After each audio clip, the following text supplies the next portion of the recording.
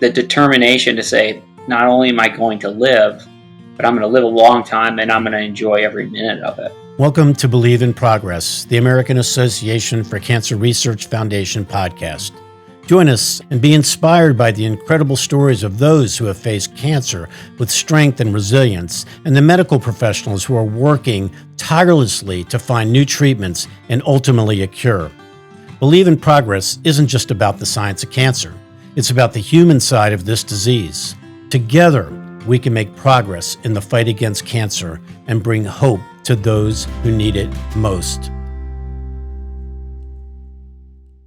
Welcome to the Believe in Progress podcast, brought to you by the American Association for Cancer Research. I'm your host, Mitch Stoller, the Chief Philanthropic Officer at the AACR. Today, we have an inspiring episode featuring Michael Hugo, a remarkable individual whose journey through a life and battle with glioblastoma showcased resilience, innovation, and unwavering determination. So join us as we delve into Michael's incredible story from his early life and career to his groundbreaking efforts in the fight against cancer. Michael, such a great honor to have you here today on Believe in Progress. Thanks so much for giving us some time. Thanks, Mitch, and really appreciate you guys being out there and trying to move the ball forward. Well, thank you. Love to, you told me earlier that you grew up in northern Michigan. So whereabouts in northern Michigan? And tell us a little bit about your early childhood, if you will. Yeah, no problem. I'm going to give you the old Michigan map. So it's just north of, it's on the east side. Okay. And just north of where population ceases to exist. And so grew up on a farm. I had cows in my backyard, milk cows every day before and after school if I was not on playing sports. So, started so young that I had to ride my pedal bike, my little BMX bike around. Really? And yeah, and we start at 4:30 we had to start milking at 4:30 in the morning. And so my dad would get up at 3:30 and just throw a cup of ice water right in my face. And I'm determined and I'm stubborn, but doesn't matter how determined and stubborn you are. Right. Ice cubes and water in Michigan at 3:30 in the morning. Right. You just cannot. And then he would go back to bed. Right. Right. Now, was it a dairy farm? It was a dairy farm, but it was not my family's dairy farm because they didn't want to make me weak by, catering to me if Okay. so. And is that considered the Upper Peninsula? Is that different area? No, the Upper Peninsula is people give you that. The Upper Peninsula is up here. Okay. They can do this kind of deal. Yeah. Just the mid to upper northern lower Michigan. Did this early morning, training regimen and work ethic, did it have an influence on you as you got older? Yeah. Absolutely. It's like anything. You get used to whatever you do from a habit, right? So I was absolutely bound and determined. I was 12 years old and there was 2 lines of 8 cows each that would come in. And there was 25, 30-year-olds on one side. And there was me, a 12-year-old. And I was just so determined that I would beat everybody, right? and finish my line of cows before they did. Okay. And, so once you kind of anything, if you run, miles every day, it's just normal everyday life to go run a 5K. Yep. That's easy. But if you've never run, if you never get pushed at a young age, then going for a little run is hard. So you're quite a competitor, I know. But it sounds like that you kind of even took that competition to even the milking of the cows. I have a 5-year-old grandson that is also a competitor. He like everything we do. It's like we play cornhole or we play he's very active and wants to win. And I'm trying to educate him a little bit about you got to be a good sport. You can't win all the time, but it's good to have that. Good to have that energy, if you will. It's grit, Yeah. right? And you can correlate that grit and competitiveness to success in life. Angela Duckworth had a nice book about that. And my wife put a rule in this week Okay. with my children and I. we played taco versus burrito, which is like a little card game. Okay. I lose all the time, but my two girls, they're so competitive. There were some card throwing and stomping out of the I can room. relate. I can relate to Yeah, that. so family game nights are weekend nights only because of the competition. Okay. So So tell me about your family. Tell me about your wife and your girls. I know they're the centerpiece of your life, but love to hear about them, and I'm sure the audience would like to hear about them as well. yeah, so I have a 7 and 9 year old daughters, blonde little girls that just absolutely melt my heart, and they have completely different personalities. One is very outgoing and extrovert and athletic, and the other one is tiny, very very quiet, but that one gives you the zingers. Just the you look at her twice, like, what did you just say? And they're hilarious, right? Right.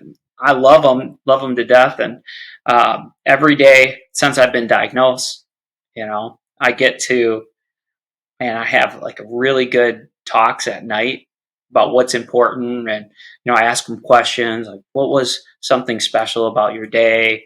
And now they're looking for something special. They're looking for positives in their life. And my wife, I really think she's part of the reason why I'm alive. She was way, way, way smarter than me. She was an attorney. Then she took a job into the neuroscience, and she was doing clinical research for 5 years in the neuroscience world before I was diagnosed. And since I've been diagnosed, she ended up stepping away from her corporate job at Medtronic and using her talents to keep me alive, working with or volunteering for the Musella Foundation, which is really specific for glioblastoma and brain cancer. She's on a conference call with some of the universities right now, trying to see what's the new, latest, and greatest thing. Now she's not a scientist, is she, or is she a scientist? Well, I She mean, could be, right right? now, right now, at first when we were diagnosed and I was taken to some of the universities for my diagnosis, they said, "Okay, Doctor Google," right? And She had it. she did that did not sit well with her. But yeah, she's basically a PhD scientist in glioblastoma at this point in time, and now all of the the neuro-oncologists and doctors ask her to send them what's coming up and the different oncology reports, and they look to her for advice now. Um, just take a step back. You're an engineer, right? By training, and you went to school to become an engineer. Could you tell us a little bit about that interest in that and why and what you did with that once you got your first jobs? Yeah, so like I said, I grew up on the farm, and so you had to figure things out. There was nobody to help you, and so welding at a young age and fixing things at a young age, and actually, I got in a bet with my sister's boyfriend. My sister went through college really quickly. In under 4 years, she got her teaching degree. And my sister's boyfriend, ex-boyfriend now, was kind of a jerk to her and said, "You could never finish an engineering degree in under 4 years because they have a 5 year program at our school." Well, I took that personally as a challenge. And my sister helped me navigate like what classes when, stuff like that. So after 2 years, I had 1 2 credit class left. Like, and I didn't bring any from high school. I just took 27 credits one semester, Wow. and I went to multiple schools at the same time. And after 2 years, I was done except When for did you one. sleep, man? You know what? I bet you I worked 20% harder than the average college student. Okay. It was more about being strategic in your time, being strategic in your classes, and doing it in the right order. Hmm. And so it was fine. I got through. I mean, there were some tough days, right? I mean, I'm sure. there was. yeah, differential equations came down to the very last test for me to pass. But C or above a C was for continue. That's what we always said. And so I was over in Taiwan doing a master's because I had the 2 credit class for a whole year. So I said, well, I'll do an MBA. And while I was over there, I put my resume on Monster. It's like an Yeah. Indeed, Yeah. Yeah. right, Hmm. at the I'm time. familiar. And so a recruiter got a hold of me while I was finishing my MBA in international business. And they said, we think you might have a typo on your resume, but if it's not a typo, we're really interested in interviewing you. And I was like, okay. So I interviewed in Taiwan, came back into to Stryker in Kalamazoo, interviewed in person there, and they gave me a bunch of riddles, like kind of like an IQ test where they would just put puzzles in front of you, and based on the different ones you solved or how many you solved, they put you in different categories. So I ended up getting kind of like the cream of the top, where it was a design engineer, right? We're just come up with ideas and an ideas guy. And so, like, I don't know if somebody was with me, kind of putting a hand on my shoulder, but I was able to come up with unique solutions that sometimes some of the engineers had never even heard of or never even thought about. And they're like, well, I guess that does work in some of these riddles. And so I got that job, and designing beds and stretchers, and basically any conceptual idea that the beds and stretcher team wanted wanted me to work on. Hmm. And it was an awesome job, and I became best friends with the old school CAD and mechanic guys. Okay. I mean, like I said, I grew up. My dad is genius. He's an old school mechanic type guy, Right. and so I related with these older gentlemen, The and natural they fit were for you. genius. Yeah. Yeah, they were geniuses, and we have all these Ivy League school guys that have masters and PhDs and stuff like that, and they're great at calculations. But me and this buddy, we ended up being team. Like, I had my own team, and because I was the only one with a degree, right? They kind of put me as a leader of this team, and we would just it was a blast. We ended up having our own section carved out, and for the first 2 years, I was younger than the interns that were working there. And so, but again, I don't want to take credit because I just asked all the really smart, hands-on people, what would you do? And then we would just kind of talk it out, and like our conversation, and come up with solutions. That's neat. So yeah, it was really a blessing to have them. Then you went to Medtronic, which is a huge company, I think in Minneapolis, right? Or all over. They're Yes, all over the place, but they're all over the yeah. place. So I was trying to get into sales, right? I wanted to get into sales, and basically Stryker said, well, you don't have sales experience. Um, we're not going to put you in sales. And I was like, I was 20 when you guys hired Right. me. How Right. how much sales experience do you Right. expect me to get? Give me the Right? opportunity, and I'll show you. Right. Yeah, exactly. And so they said, well, too bad. So I actually had started a beef jerky distribution company while I was working as an engineer. And so I would drive a meat wagon. That's what the president of the Stryker called it, Okay. because it was a giant van. All right. And I would drive it in the mornings, and after I would deliver all of the products and restock the shelves of all the party stores, grocery stores. Wow. And that was my sales experience. So it's, So you're then I went to entrepreneur. You're an Medtronic. entrepreneur as well. Yes, yes. And then Medtronic had a job opening with that was doing a recall. That was kind of like a conceptual design idea. And so they asked me to come and do a big project for them. And I'd been doing recalls and big projects for Stryker at the time. So Many I years took that role. ago, Mike, I used to work. I ran the Christopher and Dana Reeve Paralysis Foundation, and Medtronic was a donor, and I think they supported the organization. I had opportunities to visit folks there, but pretty prominent company, that's for sure. Oh man, they've been great, and what they're doing in So were you in Miami then? I was not. It was in the Reeve Foundation was in New Jersey.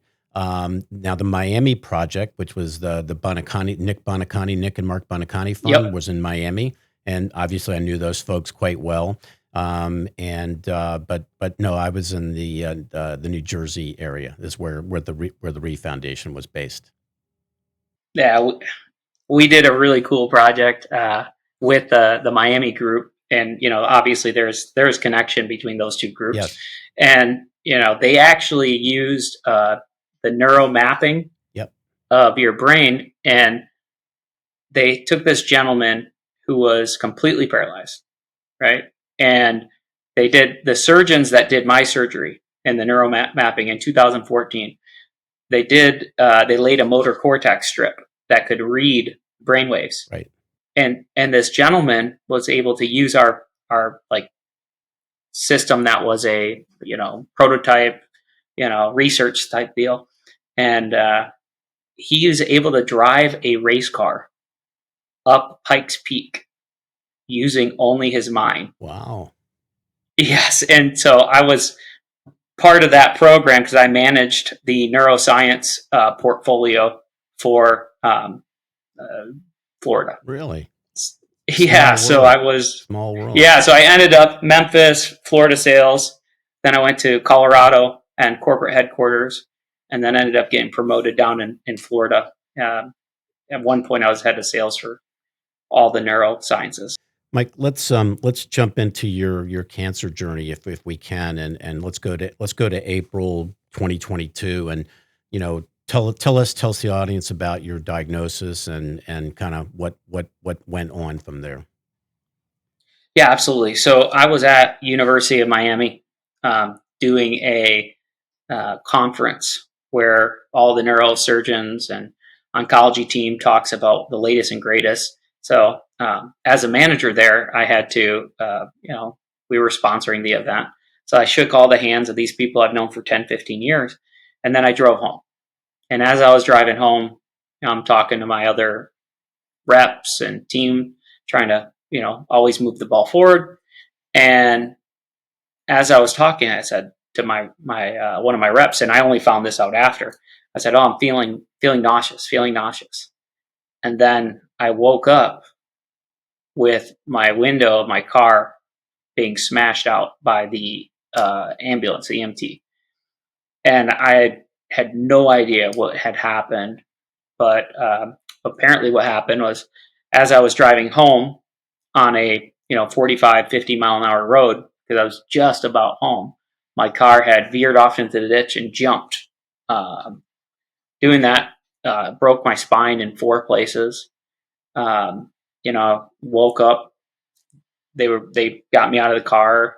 I had a seizure, and brought to a local hospital.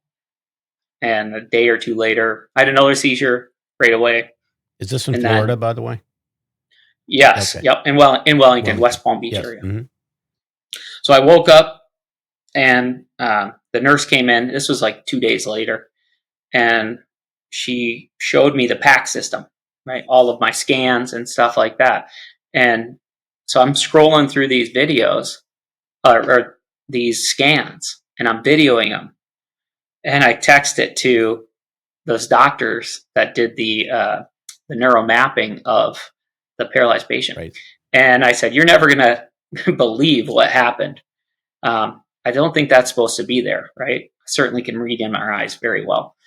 And so they said, "Please come down right away. We'll take care of you." So I left against medical advice, drove down to the University of Miami, and was immediately treated.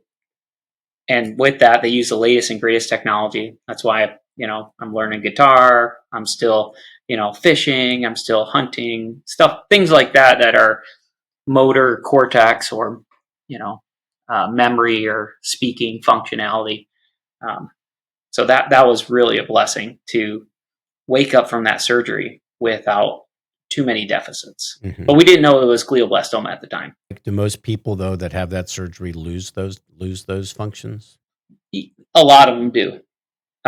It just depends on where the tumor is there are certain areas that the tumor is kind of already taken your vision or taken this. And so you want to get enough of this tumor, enough of the cancer to keep it from growing. You don't want to leave all the cells there. Right. But there's kind of like a give and take. So if you take too much, you're taking a healthy brain. And so this is a really good tool that I think is probably underutilized prior to surgery. It's like, hey, which way are we going to go? Are we going to come in through here? Are we going to come in through here?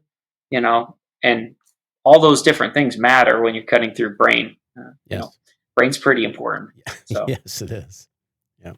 I've actually experienced a little brain surgery myself. I had a issue called trigeminal neuralgia, which is really, it's a very rare problem, but it's significant pain that I would get shooting through.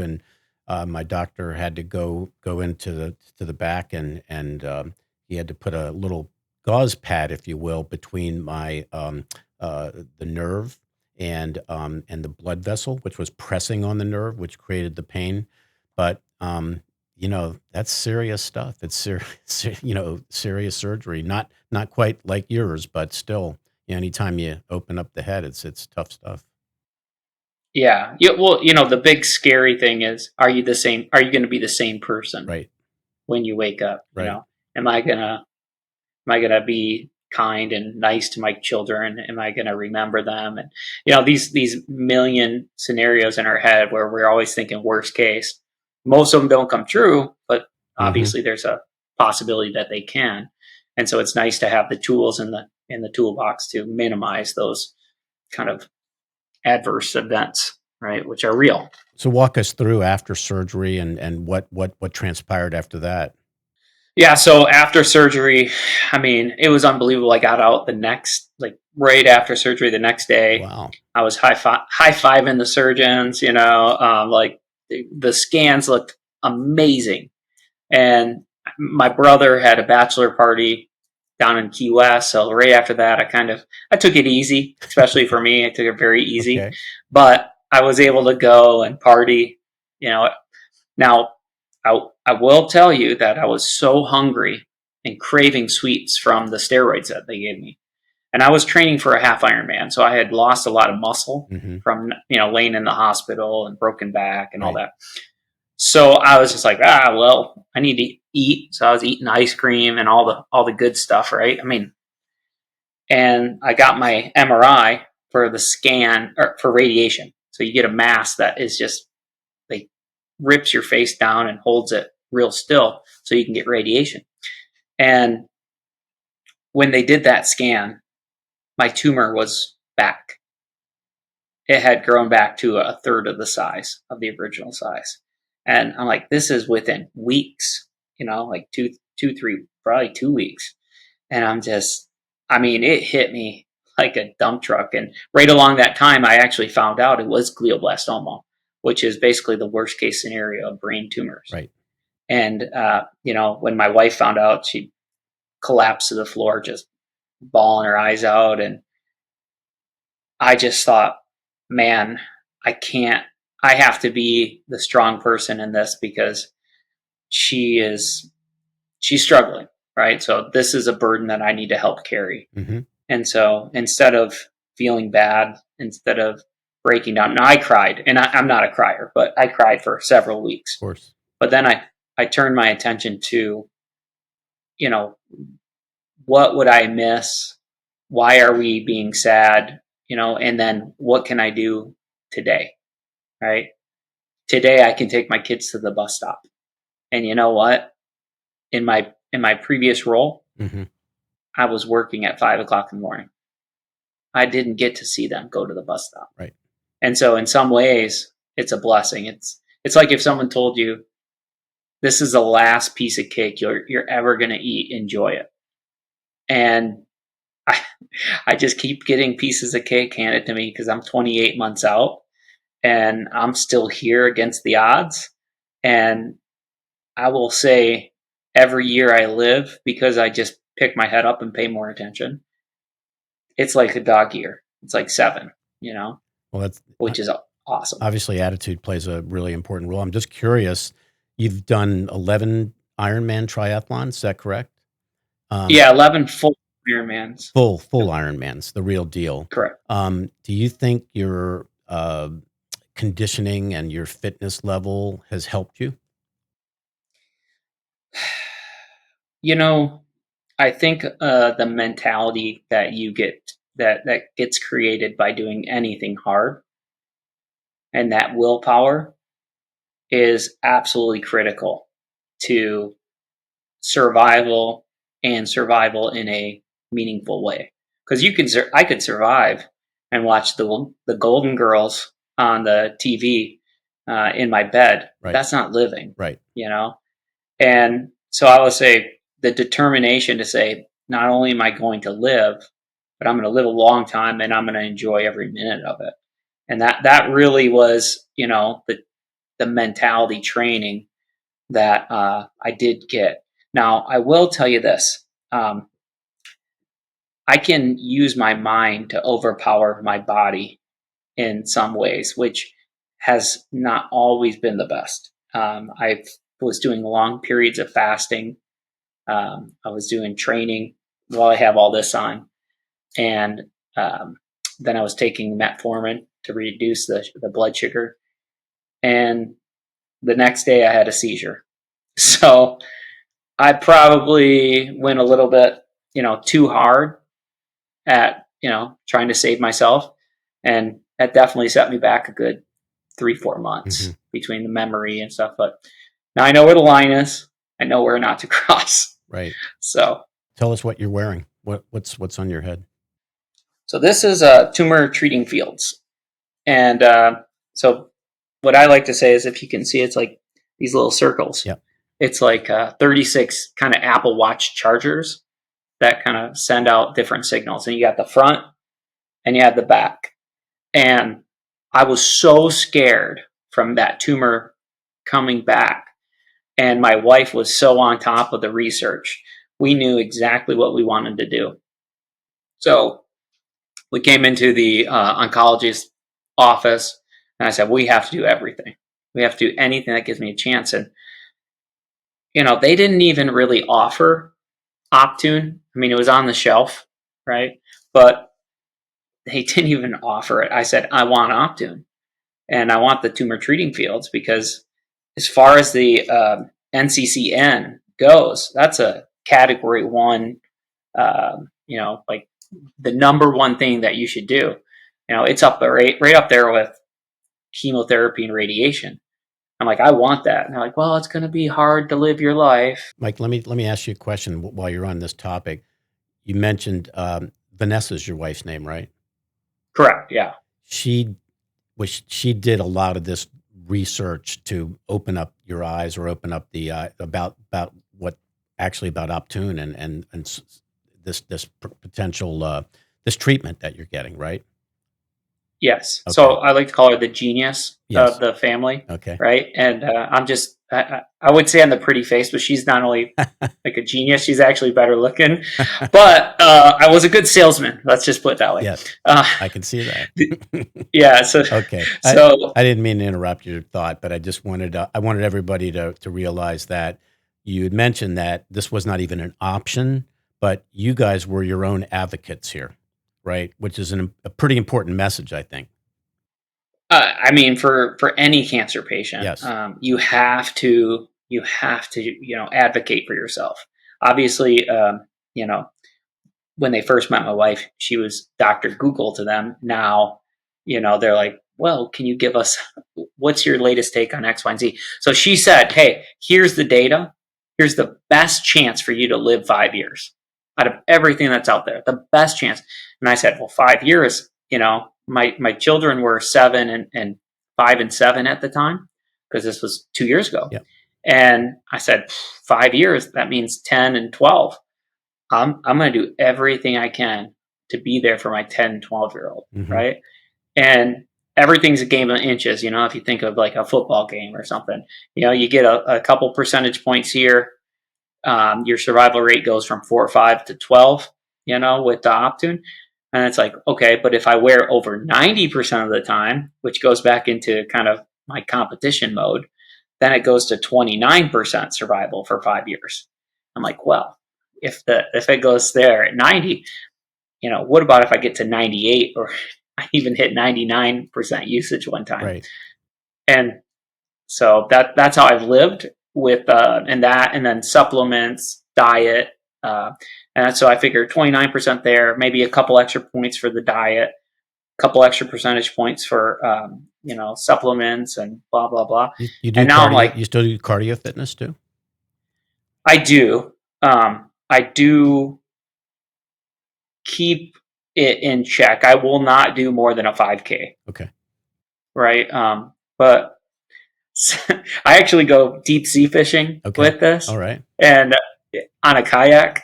Oh, So I'll have to send you a picture I'd of love to me see catching it. this. I had last week. I caught a giant barracuda, but the couple of weeks before that, I got a huge sailfish, and the picture's gorgeous. Right? It's in Boynton Yeah. Beach, which Yep. is I close to Delray, know it. Yeah. and I've been on the. So now since then, I've been on the magazine where I was the centerfold of a tarpon kayak fishing adventure. This is like a And single kayak. Like it's the single person kayak. yeah, it is um, a single person, yeah, but it's a Hobie kayak, so you use your feet, Okay. right? I So you see. can you can go 10 times farther than a normal kayak, and your hands are free. So what I do is I have these ice caps, and you can see them when I send you the picture. And these are sensitive to heat, Yes. right? You don't want to have sores from it being on, but I want to be as close to that 100% usage as possible. Of course. So I take these caps that are migraine and ice caps, and I pull them over to keep the heat down, and then I just switch them out. So as I catch fish, I have a cooler behind me, I and love it. yeah, That's yeah. yeah. So Please that's send the me. engineering side. Yeah, definitely send the pictures. Actually, maybe put some up on the website as well. You talk very lovingly, and I understand why about your daughters. Please tell us the story about Tim McGraw. I've read about it, but I'd love to hear it in your words. Yes. Have you ever seen the movie P.S. I Love You? Yes, Okay. So do you know that gentleman had glioblastoma? I did not know that. Yeah. So it was really because of seizures and stuff. My wife did not let me kind of walk alone, and this was directly or right after surgery, right after I was told that, hey, you may only have a couple months to live. And so I'm power walking with the ladies around the neighborhood that, my wife said, go with them, Right, right. and get out of the house. I need to break from you. I'm used to you being on the road all the time. And so I'm walking and I'm talking to him, and I'm like, all right, I want to do something special for my wife. I want to do something special for my kids. Kind of like the P.S. I Love You, where he plans kind of everything in advance. So we got to talking about what we could do, and I said, Tim McGraw has three little girls. His father actually passed away from glioblastoma, Tug and that's McGraw, where the song, yep, Tug, where the song "Live Like You Were Dying" came from. former And Philly, by the then, way. yep, yeah, big time, Yeah, big guy. yep. Uh, so I was like, what could I do? And so I said, well, I'll do birthday cards, and I started with all the life milestones that I would miss. And really that's what makes us sad, is missing potential memories. And so I said, well, what if I asked Tim McGraw if he would do a duet where we could video the girls for their wedding? Because I want to be there. I want to be a part of their first dance, their wedding dance and all this. And so I just went out on a limb. The neighbor lady is kind of a genius in marketing and stuff like that. But so I said, hey, let's just do it. So I walked over to her house, and she did one take where I did the video where I said, hey, I would really like to do this. It would mean a lot to me, but it would also mean a lot to my girls. Hopefully, I'm there to push play when they get married. But, statistically, it's going to be tough. And so I got a call within 48 hours because 36 million people shared and viewed it. And So you put it out on like Instagram or Facebook or something or yeah, YouTube? I don't even have Facebook. I don't have TikTok. I have Instagram and LinkedIn. Okay. And but I have friends that have it, right? So they put it on Facebook and TikTok and all those things. And the funny thing is, I don't make these. That was the first shot ever at doing any of these things. Well, I didn't put my contact information on there. Oh, So Tim said his phone was sending up smoke signals, and his wife Faith was also just phone ringing off the hook. They had to put it on do not disturb because really? so many people Mm. were reaching out to them. So I flew up there, wore a tuxedo. They wore wedding dresses. The people at the Grand Ole Opry, they shut it down for a while. We danced on the circle, and they had their production team, and then did the duet with Tim as well. And man, what a great guy! And it was really a tough time for him because he was launching a new album right then. Okay. So he was able to squeeze me in within a week or two. It was amazing. How special. Does he stay in touch, or do you guys try to stay in touch with one another Yeah. So as one much of as his, possible? yeah. So we keep in touch, and I'm supposed to go up to Jacksonville here in a little bit to go fishing with one of his managers on the kayak. We just had my second anniversary slash my birthday party in Nashville, and there was 72 of us between Michigan and Florida and all over the states that came in, and we went to the studio or to the concert, and we met him before the concert, and he How had a nice. little yeah a And little bracelet. what does that what's that say, by the way? I was going to ask you what your bracelet says. So this one says Iron Hugo, Okay. and so it's just kind of the neighbor lady made it for me and all my friends, where it's like, hey, just keep on pushing, don't give up, be the tough person we know you can be. So I have some experiences with wristbands myself. So, I ran Oh, it's awesome. I ran Livestrong and the Lance Armstrong Foundation, and with the help of some friends at Nike, we brought this to the world. It was like the original Livestrong Yep, wristband. I But had those. did you? Yeah. You Yeah, were they're probably a awesome. young kid when they first came out.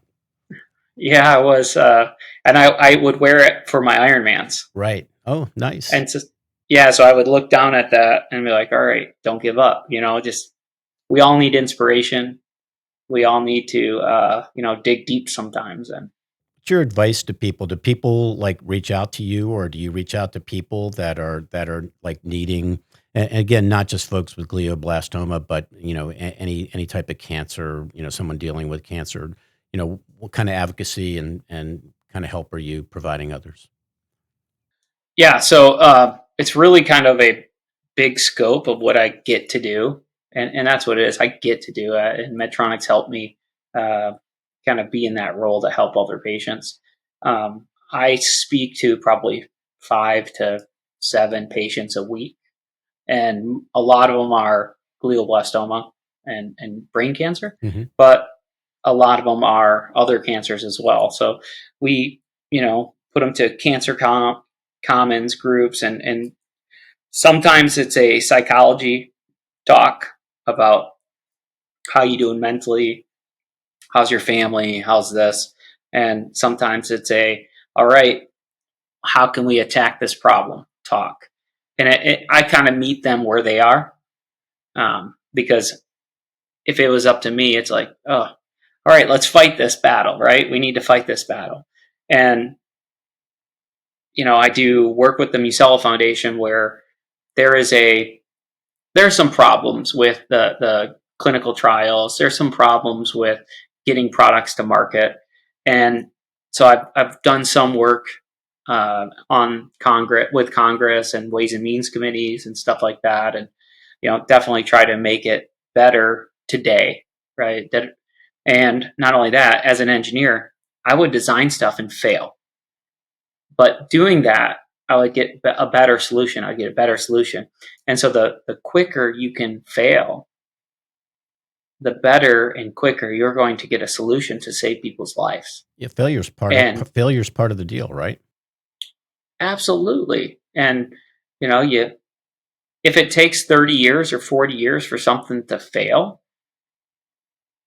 then you're not going to have a solution for 120 years. You may have to fail 3 or 4 times. And just the way the landscape is, it's it's not really great to innovate quickly with what it is. Mm-hmm. And so I've been trying to help on that, working on the Promising Pathway Act, to allow people that we know things that are already helpful, that have been proven safe, to get access to them sooner versus letting us pass, right? Yep. Because I can't wait 15 years Of course not. when product A is already proving to, like this, it increased my chance of making 5 years 600% if I wear it enough. Well, I think that AACR, we have over 58,000 members all over the world, and very, very focused on finding cures. We're very much have your mindset, and we really do want to continue to make an impact out there. I'm sure you're an advocate for further research and innovative research as well. Oh, absolutely. There is 100%. We as patients, right? I have these conversations all the time. We as patients, we want to take a shot, right? Because we want an opportunity to try to save ourselves, even if it's a small opportunity. Because at least with this disease, unfortunately, it takes pretty much everybody, right? And so, what am I saving by being cautious and getting a placebo in a clinical trial? What am I saving myself by not doing anything? I know what we've had 50, 60 years of outcomes if you get standard of care, right? We know what's at the end of that, 50, 60 years, right? And so that really, really frustrates me that we still have placebos on. It's I listen. I've read the book on placebos. I've read every book you can on it. I understand the science behind why you need placebos, and I've conducted engineering experience with placebos on different implants and stuff like that from my days as an engineer. I get it. If you're talking about hip A versus hip B, how does that work? How you doing? Those are great things to compare. But if you're like, hey, we're just going to put random bullets in a revolver, when that revolver has bullets in every single chamber, it's really unfortunate. And I know that's a kind of controversial subject to say, but I'm telling you, as a patient, we'd rather have a chance at living than, the fake chance of living, right? Of course. So, and we try to get people to clinical trials, right? And I had that, which super thankful for a clinical trial. I had one in University of Florida, and that may also help me why I'm alive, right? Right. But when we were searching through and looking at them, there were so many clinical trials that had placebos and that didn't even allow Optune. And from this Optune from an NCCN guidelines, right? This is right up there with chemotherapy, radiation. If you're not even allowing the standard of care, the best standard of care in your clinical trial, this clinical trial, the design sucks, right? Because, why don't you tell someone they can't have surgery once they find their brain tumor, right? I mean, that's essentially what you're doing. The outcomes difference will probably be the same. So we advocate to have this as a part of the clinical trial. Minimum, we advocate to try to minimize on placebos for diseases that are terminal, and then advocate to fail quickly and get to the market quicker. Well, Mike, listen, from listening to your story, you are quite an inspiration to me and to many, many others out there. I can't wait for our audience to view and listen to this podcast. It's very, very powerful. I applaud you and your family, and I'd love to meet your family one day in person, and give those little ones a high five or a hug from me. And we're behind you all the way. And again, from your early days, getting up at 4:30 in the morning to 4:30 a.m. in the morning to now, I can see I can see the great person that was started back in those early days to where you are today, and I think your attitude is just amazing, and it's been just a great pleasure for us to have this opportunity to chat with you, and we'll continue the conversation flowing. Yeah, absolutely. When you come down to Delray, let me know. We'll go snorkeling. I'll take the Optune off and we'll go with the Well, kids and I want you to snorkeling. teach me how to catch one of those big barracudas, right? We won't tell my wife, but I want to go out for one of those. Well, send me a text and I'll email or text you those pictures. And the sailfish is even more of a ride, and it's Got to be it's exciting. awesome. Got to be exciting. To, it's a thrill. It's awesome to be able to go on adventures and just appreciate life, and that's where one of the situations and where I'm at, which is so fulfilling. My life revolves around my family, having a purposeful, meaningful life, and being a good person. Try to get into heaven. Try to take care of my kids, and try to help humanity. Really, so I feel like I'm really blessed to be in a position to do that, and every day is a blessing when I open my eyes. So Great way to look at it. And again, our whole theme of believe in progress is all about believing. I took the believe from Ted Lasso, just because yeah. I love the whole concept and the idea, and what are we without progress? What are we without really moving forward? And I think you're living that every day. So I applaud you, young man, and keep up the good work. And we'll stay in touch. All right, thanks, Mitch.